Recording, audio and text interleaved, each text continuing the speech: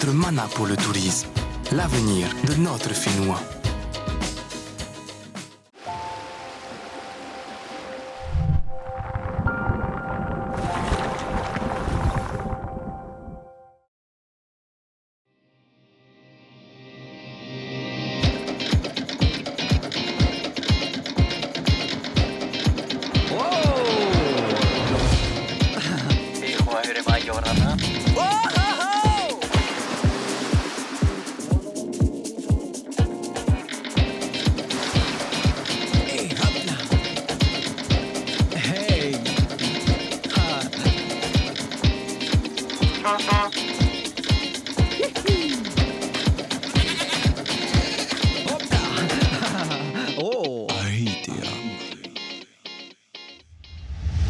Nous atterrissons dans 8 mois, Yaurana et bienvenue dans votre émission hebdomadaire Ahitea, consacrée aux métiers et aux activités du tourisme.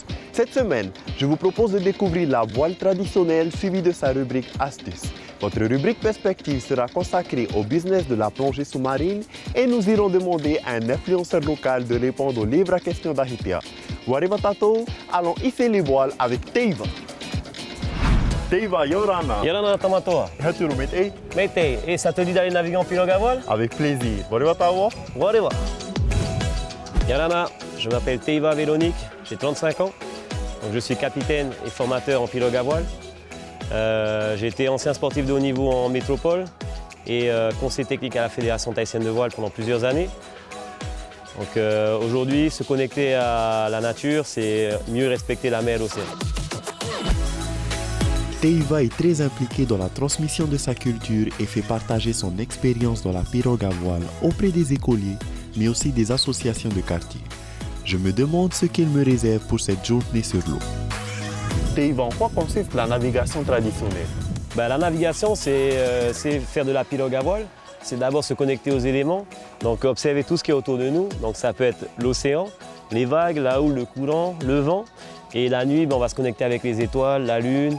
Donc c'est une communion qu'on fait avec la nature. Donc comme nos ancêtres le faisaient alors? Exactement, donc nous on est là pour essayer de transmettre ce savoir-faire qui a été un peu oublié dans la culture polynésienne. Donc grâce à nos activités, on va pouvoir transmettre et mieux sensibiliser tout ça. Très intéressant en tout cas Teiva. Qu'est-ce que tu nous prépares alors pour aujourd'hui? Alors Tamatoa, en premier, je vais t'apprendre à naviguer. En deuxième, on va aller découvrir la grotte du Tahara. Et en troisième, on va aller naviguer au large de la Pointe Vénus pour aller chercher un peu plus de sensations, donc glisser avec le vent et les vagues. Ah, j'ai déjà hâte qu'on commence en tout cas. Hein? Oui, mais Tamatoa, avant d'aller naviguer, il faut que tu ailles te changer d'abord. T'inquiète pas, j'ai ce qu'il faut. Whatever. Ok, whatever. On démarre notre journée par quelques explications du matériel utilisé pour la navigation traditionnelle, car une fois dans l'eau, il ne faudra pas laisser place à l'imprévu.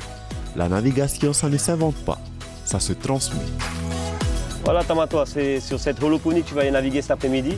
C'est la version moderne des pirogues à voile que nos ancêtres utilisaient il y a des centaines et des milliers d'années. Donc on a le Tinov A, qui est la coque principale et qui permet d'avoir la flottaison. Okay. Pour pouvoir donner l'équilibre et pour pas que ça chavire, on a un amas de chaque côté, voilà, qui est connecté par 2 hiatos. Okay. Et pour avoir un espace de confort, on a rajouté des poras et le PEP-L, le trampoline, sur lequel on va pouvoir s'allonger, s'asseoir et puis profiter d'un bon moment. D'accord. Donc on utilise aussi des rames, donc, comme celle-là. Donc un Huefa télé pour pouvoir diriger la pirogue à voile. Et on a aussi des rames normales pour pouvoir ramer et puis avancer aussi s'il n'y a pas trop de vent. Donc nous sommes prêts à aller à l'eau alors? On peut y aller, Tamatoa. Tiens, prends ta rame et on y va. Maruru. La mise à l'eau se fait dans la marina d'Aroué et en quelques minutes, notre pirogue à voile est prête à affronter vent et marée.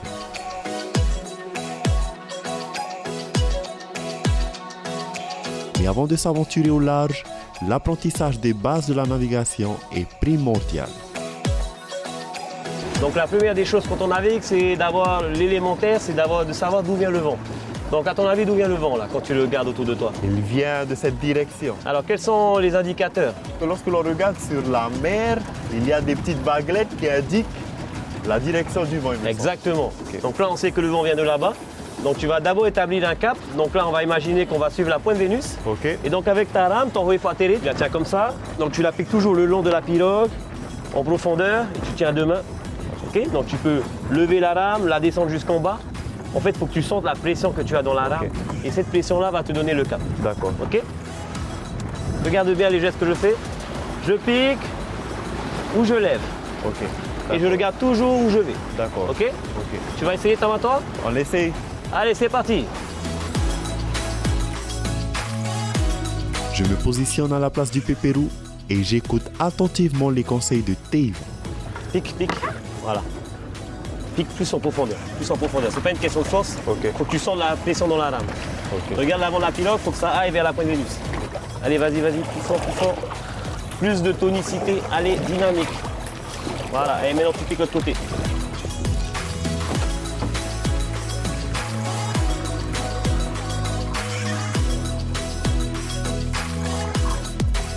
Après quelques minutes de navigation sous le regard avisé de Teiva, je ressens un réel plaisir à diriger la pirogue à voile.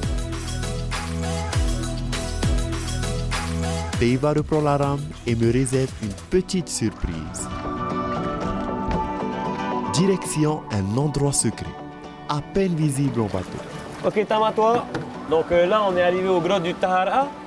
Ça fait partie des falaises du Tahara qui se situent entre la pointe Vénus et Aroué. Oui. Donc c'est un site archéologique qui est quand même exceptionnel parce qu'on a des grottes qui vont jusqu'à 20 mètres de profondeur. Ouh là là, On des peut même aller nager à l'intérieur, donc on peut ressentir aussi la puissance de l'océan, l'interaction entre la mer et l'air. Donc je vais t'emmener à l'intérieur et on va les découvrir ensemble, les grottes du Tahara. Ah, il n'y a pas de souci, c'est parti. Ok, super.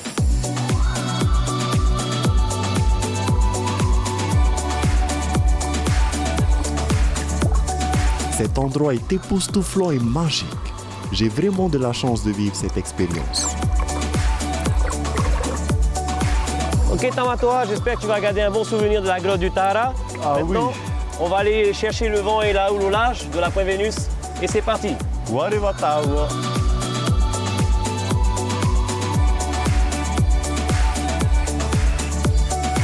J'adore cette sensation de glisse sur les vagues.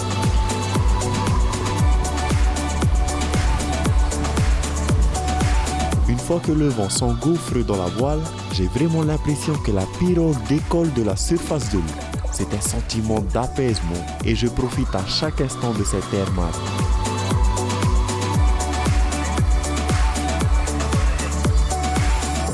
Quand je pense à nos tupuna, je suis très admiratif.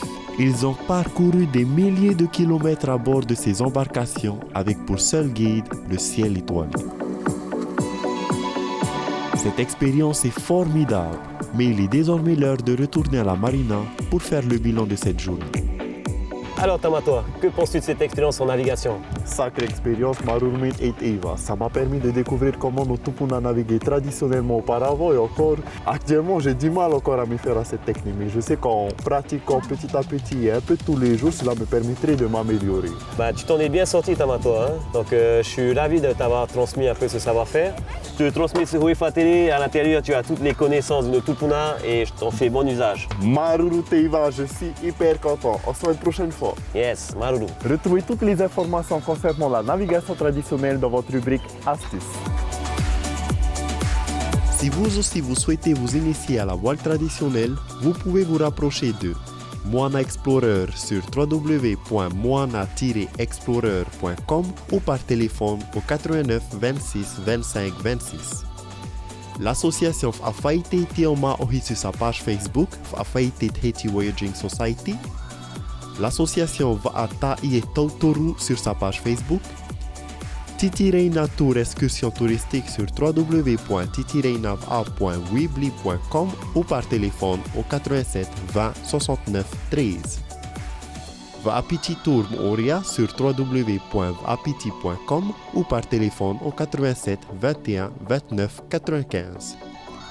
Si vous souhaitez vous former au métier d'animateur voile en Polynésie française, vous pouvez vous rapprocher de l'école de voile d'Aroué sur www.haiti-sailing.org ou au 40 42 23 54.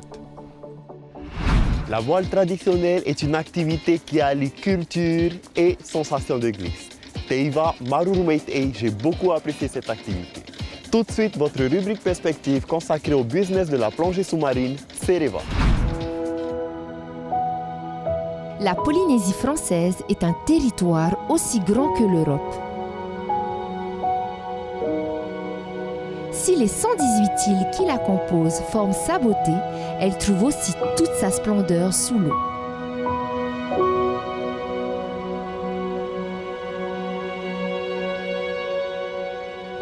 Les centres de plongée ont bien compris l'intérêt de partager cette richesse sous-marine avec les visiteurs du monde entier.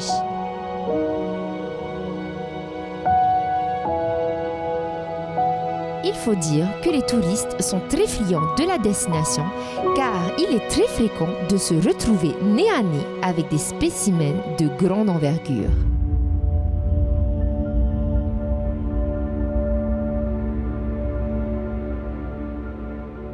Il faut savoir que la Polynésie française est le plus grand sanctuaire de requins au monde. Beaucoup de gens viennent donc plonger en Polynésie française pour pouvoir profiter de cette diversité des requins et cette grande densité de requins.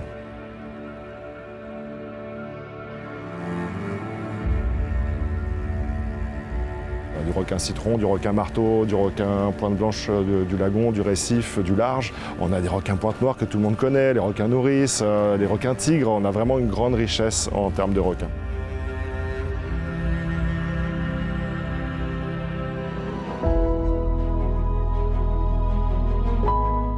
Si une certaine clientèle internationale était déjà très attachée aux fonds marins polynésiens, elle est désormais plus diversifiée. Du couple en honeymoon, en passant par les familles, tout le monde trouve son plaisir à nager avec les cétacés du Pacifique.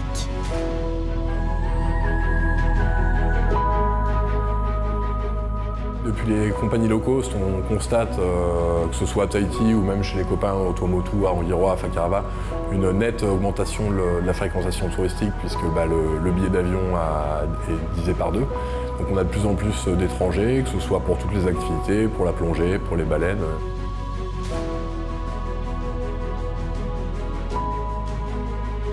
La plongée dans les eaux polynésiennes offre une visibilité exceptionnelle sur une vie sous-marine riche et variée. La température de l'eau est idéale. Elle oscille entre 26 et 30 degrés tout au long de l'année. Pour les visiteurs moins à l'aise sous l'eau, il existe le baptême de plongée. Les moniteurs les accompagnent pour une session de 20 à 30 minutes à 6 mètres de la surface de l'eau à la rencontre des poissons. Les centres de plongée ont à cœur de partager au maximum cette expérience pour faire rayonner la Polynésie dans le monde entier. Depuis de nombreuses années, tous les centres de plongée se regroupent maintenant et se déplacent sur les marchés internationaux pour aller promouvoir la Polynésie. Donc on se retrouve avec de plus en plus de touristes ouverts à de multiples activités, que ce soit tourné vers l'eau ou vers le tourisme vert. Pour nous, c'est fantastique. La Polynésie française est un trésor sous-marin pour les plongeurs du monde entier. Observer et mieux connaître cette faune et cette flore marine permet aussi de la préserver. Marurumait est au club de plongée pour les activités qu'il propose. Voici maintenant le livre à questions d'Ahitea avec la danseuse de Orit-Haiti et modèle photo Onaku Ellis. Yarana, je suis Onaku Ellis, passionnée de danse tahitienne, modèle photo et plein d'autres choses. Yorana, bienvenue dans le livre à questions. Tourne les pages au gré de tes envies. Ton île préférée au Fénois, ce serait au Tuamotu. C'est un motu en fait, c'est Onaku, là où mes grands-parents habitent. Et donc c'est de là que vient mon prénom en fait, Onaku. Poisson cru ou fafarou? Les deux. Il y a quelques mois, j'aurais dit poisson cru parce que fafarou c'était un peu compliqué, mais maintenant j'adore, donc je peux pas choisir. Ton expression locale préférée? Ya fiu. C'est fiu, c'est ça mon expression. Je dis ça tout le temps, toute la journée, je suis fiu tout le temps. Ton meilleur souvenir d'enfance au Fénois? Je pense que c'est toute l'enfance en fait qui est mon meilleur souvenir. Le fait qu'on pouvait jouer dans le quartier avec les cousins et cousines sans se prendre la tête et rentrer à pas d'heure. Ta musique locale préférée? C'est Honoipo. Etane. Ta ai e ta aina, ia hono ipo, ia piri te piri o te moe. L'île que tu rêves de découvrir. Donc peut-être les Marquises, si j'en aurai l'occasion bientôt, je profiterai parce que j'ai jamais été là-bas et ils ont une belle culture aussi, leur langue, le haka, la danse, les chevaux sur la plage. Ah, ça, j'aimerais beaucoup. Ta personnalité locale préférée? C'est Bobby Holcomb. C'est quelqu'un de talentueux dans l'art, dans la musique. Ton site touristique préféré? Ici au Finnois, c'est Hapiti à Montréal, où on peut nager avec les raies et les requins. Ton habit ou accessoire local préféré? La fleur. Bon, là, c'est pas une vraie, mais c'est pas grave. Des fois, ça fait mal au cœur aussi de casser les fleurs. Tatou ou not tatou? Tatou. Bon, j'en ai pas, mais je sais pas si je vais m'en faire. Mais j'aime beaucoup, surtout sur les filles, je trouve ça beau, sur des danseuses. 3 mots pour définir le Polynésien. Le Polynésien est accueillant, il est gourmand. On aime bien manger ici. Et chanceux, je pense, parce qu'on vit dans la meilleure partie du monde. 3 mots pour définir Tahiti et ses îles. Magique, paradisiaque et inoubliable. Comment définirais-tu le tourisme? Pour moi, tourisme, ça rime avec voyage et découverte. Quel serait pour toi le métier de tes rêves dans le secteur du tourisme? Touriste professionnel. Si demain tu reçois un touriste chez toi, quel itinéraire lui ferais-tu faire? Alors la journée commencerait tôt le matin, on irait au marché de Papeete, chercher du Tahiti. J'appellerai un ami guide touristique et on irait dans la vallée de la Papineau. Ensuite, je pense qu'on irait vers la presqu'île pour finir la journée à Moorea et pourquoi pas un show de danse par là-bas. C'est fini? Prenons soin de notre belle planète.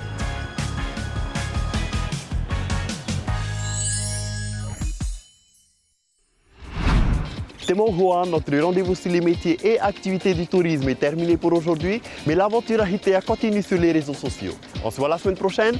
Parhei et farere à tatou.